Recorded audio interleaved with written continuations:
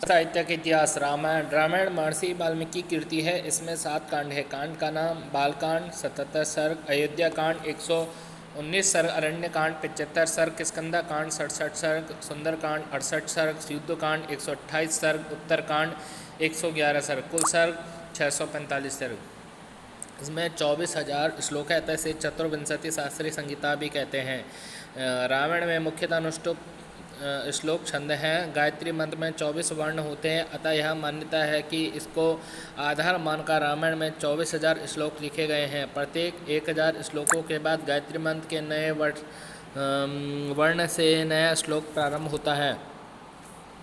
संस्कृत साहित्य में इतिहास संज्ञक 2 ग्रंथ प्राप्त होते हैं, एक रामायण, दूसरा महाभारत। रामायण तथा महाभारत दोनों महाकाव्य के रूप में प्रसिद्ध हैं। वाल्मीकि कृत रामायण आदि काव्य है। यह संस्कृत वाङ्मय में प्राप्त राम कथाओं के अतिरिक्त संसार के अनेक राम कथाओं जैसे अध्यात्म रामायण, अद्भुत रामायण, कंद रामायण आदि राम विषयक काव्यों का मूल उपजीव्य स्वीकार किया जा सकता है। राजशेखर ने काव्य मीमांसा में इतिहास के 2 भेद किए हैं, परक्रिया पुराकल्प। परिक्रियात्मक इतिहास का एक नायक से संबंध है, पुराकल्पात्मक इतिहास अनेक नायकों से संबंध होता है।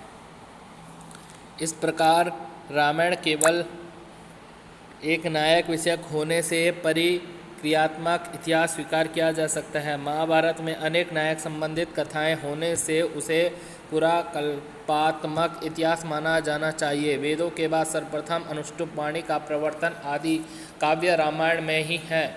ऋषि वाल्मीकि के द्वारा विरचित होने के कारण इसे आर्ष काव्य भी कहा जाता है। वाल्मीकि ने नारद जी से राम का वृत्तांत सुना, जो रामायण ने बालकांड का प्रथम सर्ग है, जिसे मूल रामायण भी कहा जाता है। वाल्मीकि राम के समकालीन थे, अतः उन्होंने राम के चरित्र को काव्य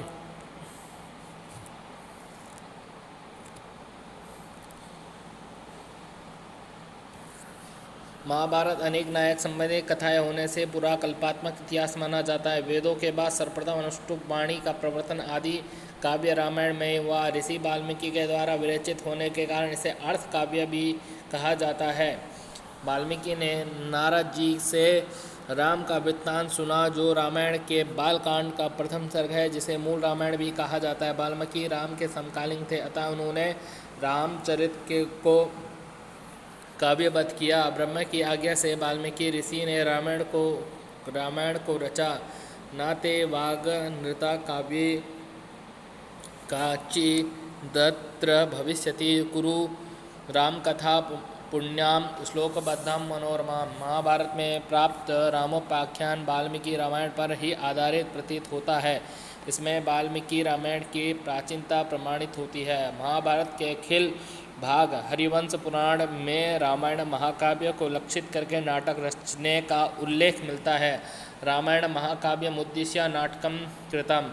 स्कंद महापुराण में रामायण महात्म्य, पद्म पुराण के पाताल खंड में राम कथा, अग्नि पुराण का रामायण सार, गरुड़ पुराण के पूर्व खंड में रामायण सार का वर्णन, भागवत पुराण तथा बृहद धर्म पुराण में राम विषयक आख्यान आदि कवि वाल्मीकि रचित रामायण से आविर्भूत हुए हैं। यह सनातन काव्य बीज होने से परवर्ती काव्य का उपजीव्य है। काव्य बीजम सनातनम। रामायण ने अपने को वेदों का उपबृंहण करने वाला बतलाया है। सातु मेधाविनो दृष्ट्वा वेदेषु परिनिष्ठितो वेदोपबृंहणाथाया तावग्राह्यत प्रभु। रामायण का महत्व एक शास्त्रीय ग्रंथ के रूप में भी अंगीकार किया जा सकता है। कथाओं के मध्य मध्य में धर्मशास्त्रीय, नीतिशास्त्रीय तथा राजनीति विषयक श्लोक आए हैं।